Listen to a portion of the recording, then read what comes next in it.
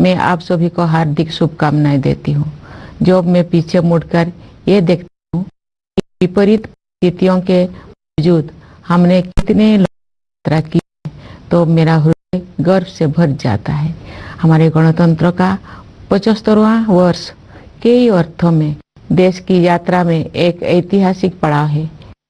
ये उत्सव मनाने का विशेष अवसर है, जैसे हमने स्वाधीनता के 75 वर्ष पूरी होने पर आजादी का अमृत महोत्सव के दौरान अपने देश की अतुलनीय महानता और विविधतापूर्ण संस्कृति का उत्सव मनाया था। कल के दिन हम संविधान के प्रारंभ का उत्सव मनाएंगे। संविधान की प्रस्तावना हम भारत के लोग, इन शब्दों से शुरू होती है। ये शब्द हमारे संविधान के मूल भाव अर्थात लोकतंत्र को रेखांकित करते हैं। भारत की लोकतांत्रिक व्यवस्था लोकतंत्र की पश्चिमी अवधारणा से कहीं अधिक प्राचीन है, इसीलिए भारत को लोकतंत्र की जननी कहा जाता है। एक लंबे और कठिन संघर्ष के बाद 15 अगस्त 1947 को हमारा देश विदेशी शासन से मुक्त हो गया, लेकिन उस समय भी देश में सुशासन तथा देशवासियों में निहित क्षमताओं और प्रतिभाओं को उन्मुक्त विस्तार देने के लिए उपयुक्त मूलभूत सिद्धांतों और प्रक्रियाओं को स्वरूप प्रदान करने का कार्य चल ही रहा था। संविधान सभा ने सुशासन के सभी पहलुओं पर लगभग 3 वर्षों तक विस्तृत चर्चा की और हमारे राष्ट्र के महान आधारभूत ग्रंथ यानी भारत के संविधान की रचना की। आज के दिन हम सब देशवासी उन दूरदर्शी जननायकों और अधिकारियों का कृतज्ञतापूर्वक स्मरण करते हैं, जिन्होंने हमारा भव्य और प्रेरक संविधान के निर्माण में अमूल्य योगदान दिया था। हमारा देश स्वतंत्रता की शताब्दी की ओर बढ़ते हुए अमृत काल के प्रारंभिक दौर से गुजर रहा है। ये एक युगांतकारी परिवर्तन का कालखंड है। हमें अपने देश को नई ऊंचाइयों तक ले जाने का सुनहरा अवसर मिला है। हमारा लक्ष्यों को प्राप्त करने के लिए प्रत्येक नागरिक का योगदान महत्वपूर्ण होगा। इसके लिए मैं सभी देशवासियों से संविधान में निहित हमारे मूल कर्तव्यों का पालन करने का अनुरोध करूंगी। ये कर्तव्य आज़ादी के 100 वर्ष पूरी होने तक भारत को एक विकसित राष्ट्र बनाने की दिशा में प्रत्येक नागरिक के आवश्यक दायित्व है। इस संदर्भ में मुझे महात्मा गांधी का स्मरण होता है। बापू ने ठीक ही कहा था, जिसने केवल अधिकारों को चाहा है, ऐसे कोई भी प्रजा उन्नति नहीं कर सकी है। केवल वही प्रजा उन्नति कर सकी है जिसने कर्तव्यों का धार्मिक रूप से पालन किया है। मेरे प्यारे देशवासियों, गणतंत्र दिवस हमारे आधारभूत मूल्यों और सिद्धांतों को स्मरण करने का एक महत्वपूर्ण अवसर है। जब हम उनमें से किसी एक बुनियादी सिद्धांतों पर चिंतन करते हैं, तो स्वाभाविक रूप से अन्य सभी सिद्धांतों पर भी हमारा ध्यान जाता है। संस्कृति, मान्यताओं और परंपराओं की विविधता हमारे लोकतंत्र का अंतर्निहित आयाम है। हमारे विविधता का ये उत्सव समता पर आधारित है, जिसे न्याय द्वारा संरक्षित किया जाता है। ये सब स्वतंत्रता की वातावरण में ही संभव हो पाता है। इन मूल्यों और सिद्धांतों की समग्रता ही हमारी भारतीयता का आधार है। Doctor B.R. अम्बेडकर के प्रबुद्ध मार्गदर्शन में प्रवाहित इन मूलभूत जीवन मूल्यों और सिद्धांतों में रची बसी संविधान की भावधारा ने सभी प्रकार के भेदभाव को समाप्त करने के लिए सामाजिक न्याय के मार्ग पर हमें अडिग बनाए रखा है। मैं ये उल्लेख करना चाहूंगी कि सामाजिक न्याय के लिए अनवरत युद्धरत रहे श्री कर्पूरी ठाकुर जी की जन्म शताब्दी का उत्सव काल ही संपन्न हुआ है।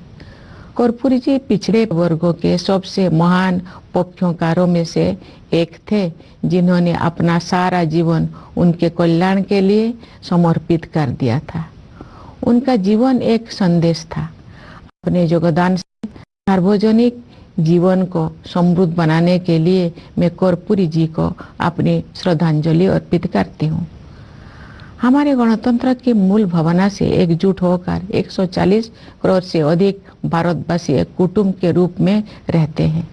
दुनिया के सबसे बड़े इस कुटुंब के लिए सह अस्तित्व की भावना भूगोल द्वारा थोपा गया बोझ नहीं है, बल्कि सामूहिक उल्लास का सहज स्रोत है, जो हमारे गणतंत्र दिवस के उत्सव में अभिव्यक्त होता है। इस सप्ताह के आरंभ में हम सबने अयोध्या में प्रभु श्री राम के जन्म स्थान पर निर्मित भव्य मंदिर में स्थापित मूर्ति की प्राण प्रतिष्ठा का ऐतिहासिक समारोह देखा। भविष्य में जब इस घटना को व्यापक परिप्रेक्ष्य में देखा जाएगा, तब इतिहासकार भारत द्वारा अपने सभ्यतागत विरासत की निरंतर खोज में युगांतकारी आयोजन के रूप में इसका विवेचन करेंगे। उचित न्यायिक प्रक्रिया और देश के उच्चतम न्यायालय के निर्णय के बाद मंदिर का निर्माण कार्य आरंभ हुआ। अब ये एक भव्य संरचना के रूप में शोभायमान है। ये मंदिर न केवल जन जन की आस्था को व्यक्त करता है, बल्कि न्यायिक प्रक्रिया में हमारे देशवासियों की अगाध आस्था का प्रमाण भी है। प्यारे देशवासियों, हमारे राष्ट्रीय त्योहार ऐसे महत्वपूर्ण अवसर होते हैं जब हम अतीत पर भी दृष्टिपात करते हैं और भविष्य की ओर भी देखते हैं। पिछले गणतंत्र दिवस के बाद के एक वर्ष पर नजर डालें तो हमें बहुत प्रसन्नता होती है। भारत की अध्यक्षता में दिल्ली में G20 शिखर सम्मेलन का सफल आयोजन एक अभूतपूर्व उपलब्धि थी। G20 से जुड़े आयोजनों में जन सामान्यों की भागीदारी विशेष रूप से उल्लेखनीय है। इन आयोजनों में विचारों और सुझावों का प्रभाव ऊपर से नीचे की ओर नहीं, बल्कि नीचे से ऊपर की ओर था। उस भव्य आयोजन से ये सीख भी मिली है कि सामान्य नागरिकों को भी ऐसे गहन तथा अंतर्राष्ट्रीय महत्व के मुद्दे में भागीदार बनाया जा सकता है, जिसका प्रभाव अंततः उनके अपने भविष्य पर पड़ता है। G20 शिखर सम्मेलन के माध्यम से ग्लोबल साउथ की आवाज के रूप में भारत के अभ्युदय को भी बढ़ावा मिला, जिससे अंतर्राष्ट्रीय संवाद की प्रक्रिया में एक आवश्यक तत्व का समावेश हुआ। जब संसद ने ऐतिहासिक महिला आरक्षण विधेयक पारित किया, तो हमारा देश स्त्री पुरुष समानता के आदर्शों की ओर आगे बढ़ा। मेरा मानना है कि नारी शक्ति बंधन अधिनियम महिला सशक्तिकरण का एक क्रांतिकारी माध्यम सिद्ध होगा। इससे हमारे शासन की प्रक्रियाओं को बेहतर बनाने में भी बहुत सहायता मिलेगी। जब सामूहिक महत्व के मुद्दों पर महिलाओं की भागीदारी बढ़ेगी, तो हमारी प्रशासनिक प्राथमिकताओं का जनता की आवश्यकताओं के साथ बेहतर सामंजस्य बनेगा। इसी अवधि में भारत चंद्रमा के दक्षिणी ध्रुव के क्षेत्र पर उतरने वाला पहले देश बना। चंद्रयान 3 के बाद इसरो ने एक सौर मिशन भी शुरू किया। हाल ही में आदित्य L1 के सफलतापूर्वक हेलो ऑर्बिट में स्थापित किया गया है। भारत ने अपने पहले एक्सरे पोलरीमीटर सैटेलाइट, जिसे एक्सपोसेट कहा जाता है, के प्रक्षेपण के साथ नए साल की शुरुआत की है। ये सैटेलाइट अंतरिक्ष ब्लैक होल जैसे रहस्यों का अध्ययन करेगा। वर्ष 2024 के दौरान अन्य कोई अंतरिक्ष अभियानों की योजना बनाए गए हैं। ये प्रसन्नता के विषय है कि भारत की अंतरिक्ष यात्रा में अनेक नई उपलब्धियां हासिल की जाने वाले हैं। हमारे प्रथम मानव अंतरिक्ष उड़ान कार्यक्रम गगनयान मिशन की तैयारी सुचारू रूप से आगे बढ़ रही है। हमें अपने वैज्ञानिकों और प्रौद्योगिकी विशेषज्ञों पर सदैव गर्व रहा है, लेकिन अब ये पहले से कहीं अधिक ऊंचे लक्ष्य तय कर रहे हैं और उनके अनुरूप परिणाम भी हासिल कर रहे हैं। भारत के अंतरिक्ष कार्यक्रम का उद्देश्य संपूर्ण मानवता के कल्याण के लिए विज्ञान और प्रौद्योगिकी की भूमिका को और अधिक विस्तार तथा गहराई प्रदान करना है। इसरो के कार्यक्रम के प्रति देशवासियों में जो उत्साह दिखाई देता है, उससे नई आशाओं का संचार हो रहा है। अंतरिक्ष विज्ञान के क्षेत्र में नई उपलब्धियों ने युवा पीढ़ी की कल्पना शक्ति को नई पंख दिए हैं। मुझे विश्वास है कि हमारे बच्चों और युवाओं में बड़े पैमाने पर विज्ञान के प्रति रुझान बढ़ेगा तथा उनमें वैज्ञानिक दृष्टिकोण विकसित होगा। अंतरिक्ष विज्ञान की इन उपलब्धियों से युवाओं, विशेषकर युवा महिलाओं को ये प्रेरणा मिलेगी कि वे विज्ञान और प्रौद्योगिकी को अपना कार्य क्षेत्र बनाएं। मेरे प्यारे देशवासियों, आज का भारत आत्मविश्वास के साथ आगे बढ़ रहा है। सुदृढ़ और स्वस्थ अर्थव्यवस्था इस आत्मविश्वास का कारण भी है और परिणाम। हाल के वर्षों में सकल घरेलू उत्पाद की हमारी वृद्धि दर प्रमुख अर्थव्यवस्थाओं में सबसे अधिक रही है। ठोस आकलन के आधार पर हमें पूरा विश्वास है कि ये असाधारण प्रदर्शन वर्ष 2024 और उसके बाद भी जारी रहेगा। ये बात मुझे विशेष रूप से उल्लेखनीय लगती है कि जिस दूरगामी योजना दृष्टि से अर्थव्यवस्था को गति प्राप्त हुई है, उसी के तहत विकास को हर दृष्टि से समावेशी बनाने के लिए सुविचारित जन कल्याण अभियानों को भी बढ़ावा दिया गया है। महामारी के दिनों में समाज के कमजोर वर्गों को मुफ्त खाद्यान्न उपलब्ध कराने के लिए लागू योजनाओं का दायरा सरकार ने बढ़ा दिया था। बाद में कमजोर वर्गों की आबादी को संकट से उबरने में सहायता प्रदान करने हेतु इन कल्याणकारी योजनाओं को जारी रखा गया। इस पहल को और अधिक विस्तार देते हुए सरकार ने 81 करोड़ से अधिक लोगों को अगले 5 साल तक मुफ्त खाद्यान्न उपलब्ध कराने का निर्णय लिया है। संभवतः इतिहास में ये अपनी तरह का सबसे बड़ा जन कल्याण कार्यक्रम है। साथ ही सभी नागरिकों के जीवन यापन को सुगम बनाने के लिए अनेक समयबद्ध योजनाएं भी कार्यान्वित की जा रही है। घर में सुरक्षित और पर्याप्त पेयजल की उपलब्धता से लेकर अपना घर होने के सुरक्षाजनक अनुभव तक, ये सभी बुनियादी न्यूनतम आवश्यकताएं हैं, न कि विशेष सुविधाएं। ये मुद्दे किसी भी राजनीतिक या आर्थिक विचारधारा से परे है और इन्हें मानवीय दृष्टिकोण से ही देखा जाना चाहिए। सरकार ने केवल जन कल्याण योजनाओं का विस्तार और संवर्धन ही नहीं किया है, अपितु जन कल्याण की अवधारणा को भी नया अर्थ प्रदान किया है। हम सभी उस दिन गर्व का अनुभव करेंगे जब भारत ऐसे कुछ देशों में शामिल हो जाएगा जहां शायद ही कोई बेघर हो। समावेशी कल्याण की इसी सोच के साथ राष्ट्रीय शिक्षा नीति में डिजिटल विभाजन को पाटने और वंचित वर्गों के विद्यार्थियों के हित में समानता पर आधारित शिक्षा व्यवस्था के निर्माण को समुचित प्राथमिकता दी जा रही है।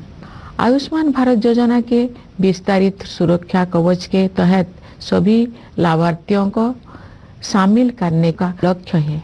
इस संरक्षण से गरीब और कमजोर वर्गों के लोगों में एक बहुत बड़ा विश्वास जगा है। हमारे खिलाड़ियों ने अंतर्राष्ट्रीय मंच पर भारत का मान बढ़ाया है। पिछले साल आयोजित एशियाई खेलों में हमने 107 पदकों के नए कीर्तिमान के साथ इतिहास रचा और एशियाई पैरा खेलों में हमने 111 पदक जीते।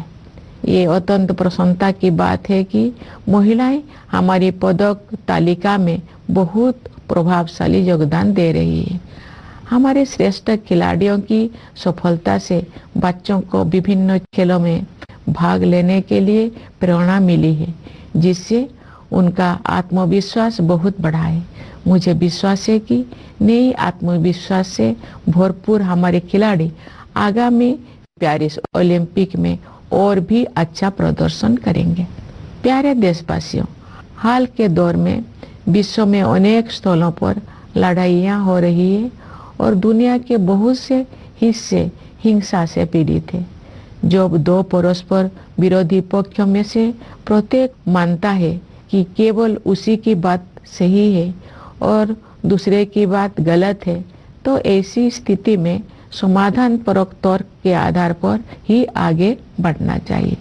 दुर्भाग्य से तर्क के स्थान पर आपसी भय और पूर्वाग्रह ने भावावेश को बढ़ावा दिया है, जिसके कारण अनवरत हिंसा हो रही है। बड़ी पैमाने पर मानवीय त्रासदियों की अनेक दुखद घटनाएं हुई है और हम सब इस मानवीय पीड़ा से अत्यंत व्यथित है। ऐसी परिस्थिति में हमें भगवान बुद्ध के सारगर्भित शब्दों का स्मरण होता है। नहीं बेरेन वेरानी समन्तिद कुदाचनम ओबेरेन च समन्ति एसो धम सनंतन।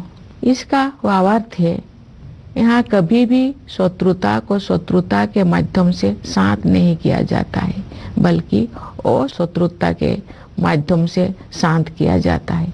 यही शाश्वत नियम है।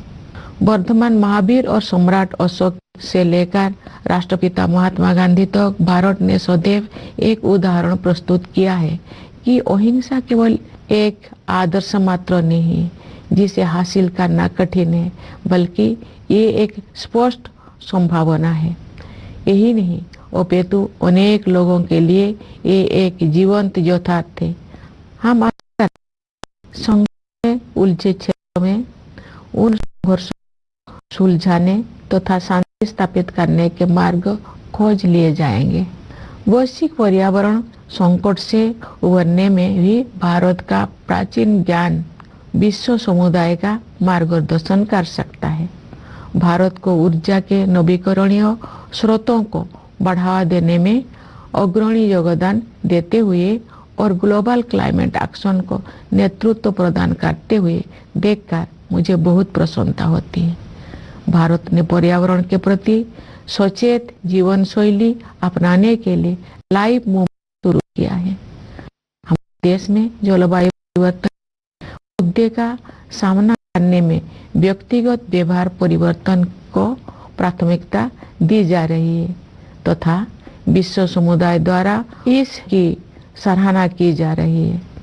हर स्थान के निवासी अपनी जीवन शैली को प्रकृति के अनुरूप ढालकर अपना योगदान दे सकते हैं और उन्हें ऐसा करने ही चाहिए। इससे न केवल भावी पीढ़ियों के लिए पृथ्वी का संरक्षण करने में सहायता मिलेगी, बल्कि जीवन की गुणवत्ता भी बढ़ेगी। प्यारे देशवासियों, हमारे स्वाधीनता के 100 वर्ष पूरी होने तक की अमृत काल की अवधि के दौरान अभूतपूर्व तकनीकी परिवर्तन भी होने जा रहा है। आर्टिफिशियल इंटेलिजेंस और मशीन लर्निंग जैसी तकनीकी बदलाव असाधारण गति के साथ सुर्खियों से बाहर आकर हमारी दैनिक जीवन का अंग बन गए हैं। कई क्षेत्र में भविष्य से जुड़ी आशंकाएं चिंतित करती है, लेकिन अनेक उत्साहजनक अवसर भी दिखाई देती है, विशेषकर युवाओं के लिए। हमारे युवा वर्तमान की सीमाओं से परे जाकर नई संभावनाएं तलाश रहे हैं। उनके मार्ग से बाधाओं को दूर करने और उन्हें अपनी पूरी क्षमता का उपयोग करने की सुविधा प्रदान करने के लिए हमें हर संभव प्रयास करना है। हमारी युवा पीढ़ी चाहती है कि सभी को अवसर की समानता प्राप्त हो।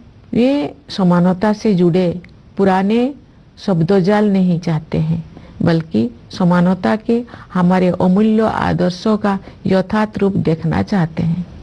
वास्तव में हमारा युवाओं के आत्मविश्वास के बल पर ही भावी भारत का निर्माण हो रहा है। युवाओं के मनोमस्तिष्कों को संभालने का कार्य हमारे शिक्षकगण करते हैं, जो सही अर्थों में राष्ट्र का भविष्य बनाते हैं। मैं अपने उन किसानों और मजदूर भाई बहनों के प्रति आभार व्यक्त करती हूँ जो चुपचाप मेहनत करते हैं तथा देश के भविष्य को बेहतर बनाने में बहुत बड़ा योगदान देते हैं। गणतंत्र दिवस के पावन अवसर पूर्व संध्या पर सभी देशवासी हमारे सशस्त्र बलों, पुलिस और अर्धसैन्य बलों का भी कृतज्ञता पूर्वक अभिनंदन करते हैं। उनकी बहादुरी और सतर्कता के बिना हम उन प्रभावशाली उपलब्धियों को प्राप्त नहीं कर सकते थे जो हमने हासिल कर ली है। अपने वाणी को विराम देने से पहले मैं न्यायपालिका और सिविल सेवाओं के सदस्यों को भी शुभकामनाएं देना चाहती हूँ। विदेशों में नियुक्त भारतीय मिशनों के अधिकारियों और प्रवासी भारतीय समुदाय के लोगों को मैं गणतंत्र दिवस की बधाई देती हूँ। आइए हम सब यथाशक्ति राष्ट्र और देशवासियों की सेवा में स्वयं को समर्पित करने का संकल्प करें। इस शुभ संकल्प को सिद्ध करने के प्रयास हेतु आप सभी को मेरी हार्दिक शुभकामनाएं। धन्यवाद। जय हिंद, जय भारत।